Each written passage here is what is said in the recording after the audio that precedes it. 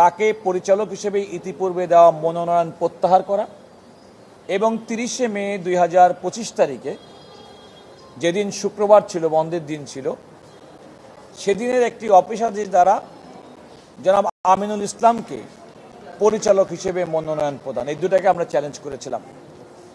একটি হাইকোর্টের একটি বেঞ্চে আজকে আপনারা জানেন যে দীর্ঘ সময় শুনানি হয়েছে। আমি মোহাম্মদ রুহুল কুদ্দুস কাজল, আমি সিনিয়র অ্যাডভোকেট, এই মামলায় আমি শুনানি করেছি। আমার সঙ্গে ব্যারিস্টার কায়সার কামাল ছিলেন। অপরদিকে জাতীয় ক্রীড়া পরিষদের পক্ষে বিজ্ঞ অ্যাটর্নি জেনারেল জনাব মোহাম্মদ আসাদুজ্জামান সহ অন্যান্য আইনজীবীরা তো উপস্থিত ছিলেন। আমরা আদালতকে যে কথাটি বলেছি সেটা হচ্ছে যে বাংলাদেশ ক্রিকেট বোর্ড শুধুমাত্র তার সংবিধি দ্বারাই পরিচালিত হয় না, আন্তর্জাতিক ক্রিকেট কাউন্সিলের সিদ্ধান্তও একইভাবে বাংলাদেশ ক্রিকেট বোর্ডের প্রতি কার্যকর। আদালতকে মূলত যেটা আমরা বলেছি যে আইসিসির বিধান অনুযায়ী কোনো সরকারি কোনো হস্তক্ষেপ এই বোর্ডের কর্মকাণ্ড পরিচালনার ক্ষেত্রে করতে পারবে না। যদি করে থাকে তাহলে এটা আইসিসির অধীনে এটাকে তারা গ্রহণযোগ্য বলে বিবেচিত হবে না, এটা মূলত। দ্বিতীয়ত আমরা বলেছি যে জনাব ফারুক আহমেদকে যে মনোনয়ন দেওয়া হয়েছিল, বাংলাদেশ ক্রিকেট বোর্ডের সংবিধানের অনুযায়ী একজন ব্যক্তিকে মনোনয়ন দেওয়ার ক্ষেত্রে জাতীয় ক্রীড়া পরিষদ দুইজনকে পরিচালক মনোনয়ন দিতে পারেন, কিন্তু আইনে এমন একজন ব্যক্তিকে তাকে শোকজ না করে তাকে বাদ দেওয়াটা এটা অবৈধ বলে আমরা আদালতের সামনে আমাদের বক্তব্য পেশ করেছি। এখানে উল্লেখযোগ্য হচ্ছে জনাব ফারুক আহমেদকে তার মনোনয়নপত্র যখন বাতিল করেছে, ওই বাতিল আদেশে দুটি বিষয় উল্লেখ করা হয়েছে। একটি হচ্ছে যে বাংলাদেশ ক্রিকেট বোর্ডের বর্তমান কমিটির 8 জন সদস্য, তাদের ভাষার সংখ্যাগরিষ্ঠরা, তারা জনাব ফারুক আহমেদের প্রতি অনাস্থা প্রকাশ করেছেন। দ্বিতীয়ত হচ্ছে তাদের বক্তব্য, তারা একটা অনুসন্ধান করেছেন, একটা সত্যানুসন্ধান কমিটি, সেই কমিটি রিপোর্টের ভিত্তিতে তার মনোনয়নটা প্রত্যাহার করা হয়েছে। আমরা আদালতকে বলেছি যখন এমন কোনো অভিযোগে কোনো ব্যক্তিকে অভিযুক্ত করা হয়, তাহলে আইনের শাশ্বত বাণী হচ্ছে তাকে শোকজ করতে হবে, তাকে জানতে হবে যে আপনার বিরুদ্ধে অভিযোগ আছে, আপনার কি বক্তব্য আছে। তাকে বক্তব্য, তার বিরুদ্ধে আনিত অভিযোগ খণ্ডানোর কোনো সুযোগ জনাব ফারুক আহমেদকে দেওয়া হয়নি।